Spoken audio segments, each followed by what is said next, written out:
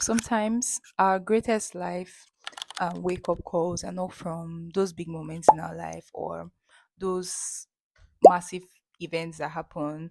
They're from those quiet thoughts that we have within ourselves, that little conversation you had with someone close to you. So the things that really get us thinking sometimes.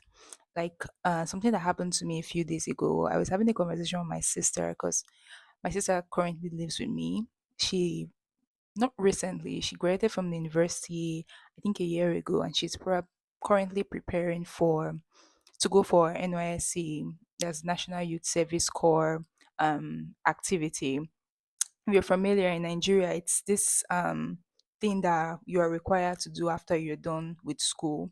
The whole essence of that scheme is basically because Nigeria is very diverse. We have different cultural, different tribes basically. So if you go to the south, it's different from um the culture in the north. If you go to the east, all that's kind of different stuff. So the whole essence of that program basically is for young people after school to experience a new culture. So young people are around when you graduate from or across the country are sent to different states, are posted to different states to undertake that program.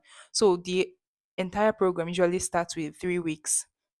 That 3 weeks they get sent to a camp where in that camp they're like this schedule of things that they're supposed to do. You have this timetable with officials there.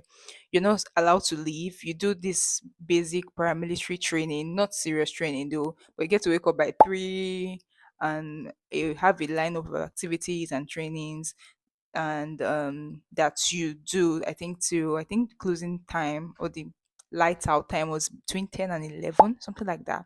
So it's like a long stretch of activities which you are supposed to participate in, and it's basically compulsory because you have soldiers around that are supposed to control you. And it's basically, if you're someone that's not used to control, it might be a little bit, you might find it a little bit hectic. Yeah, but it's actually a fun activity. So I was just literally telling her in that conversation that it's not as bad as it seems. Because just imagine it's a camp, 3 weeks, you don't have any other thing you're doing. Although you have your phone, but many of the times you are involved in activities and stuff like that, and you're not allowed to leave. You're just doing things within um that space. So I was just explaining to her that it's not that bad.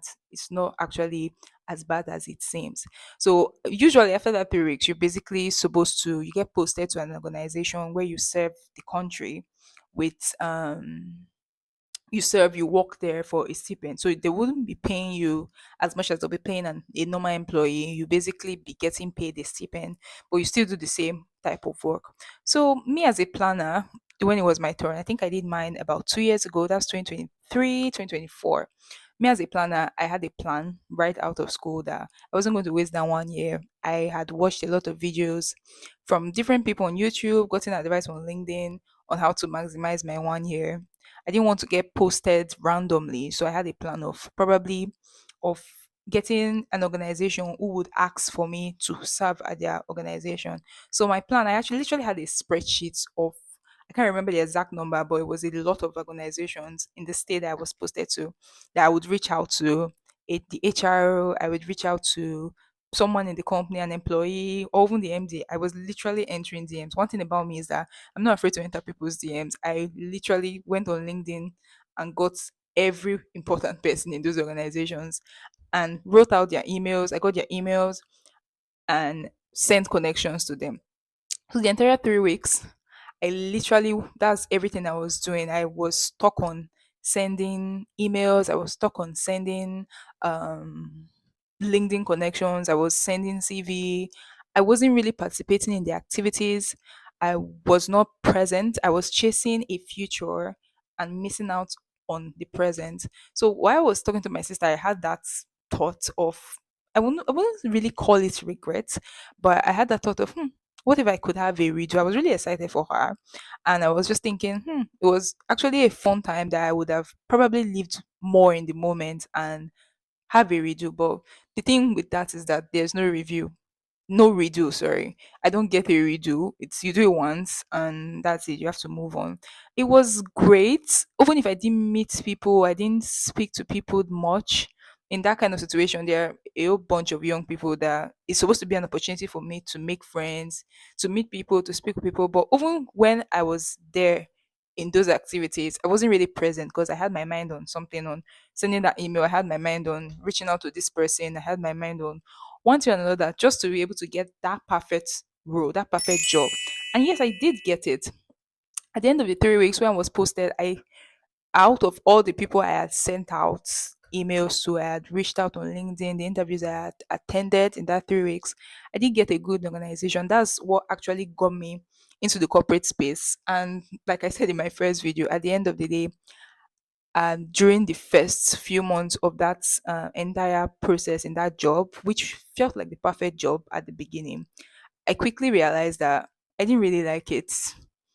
I had sacrificed my 3 weeks in camp, which I'm just realizing now.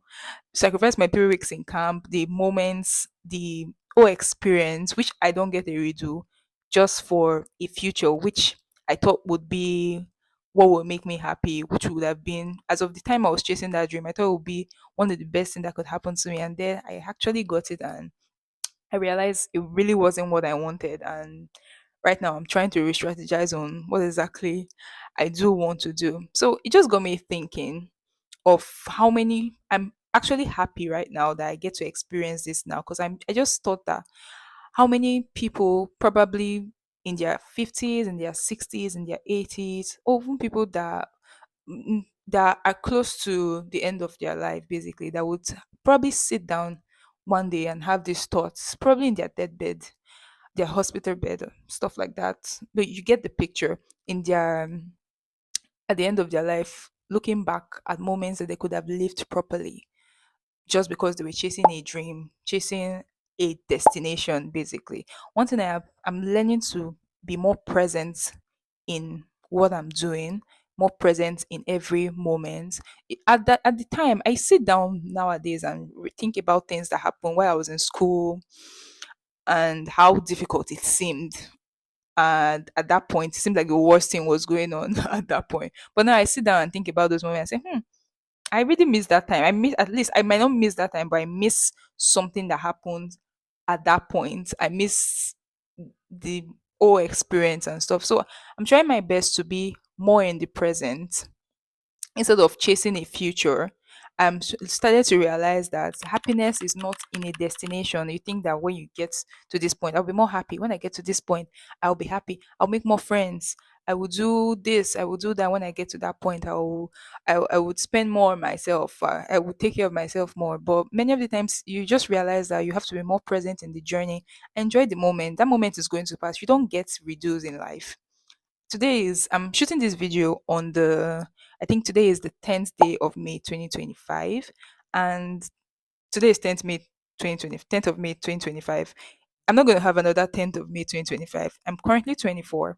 I am not going to be 24 next year again. It's once and for all. Whatever I've missed out on, I've literally missed out on it. So this is just my thoughts, and whoever is watching this, whoever is listening to this, if you are a go getter like me, if you're a planner like me, if you have these big dreams, I think that when I get to that point is when I will sacrifice your happiness, your present happiness, thinking about a future, and you sacrifice that your current happiness, you don't live more.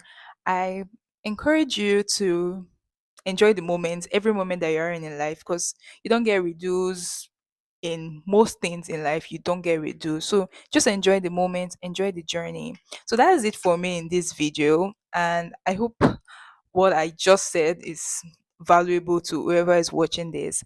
And you can expect more videos like this from me, life lessons, personal development, faith, all that kind of stuff. And please don't forget to like my video, subscribe, and probably comment and let me know what you think. Thank you. Bye.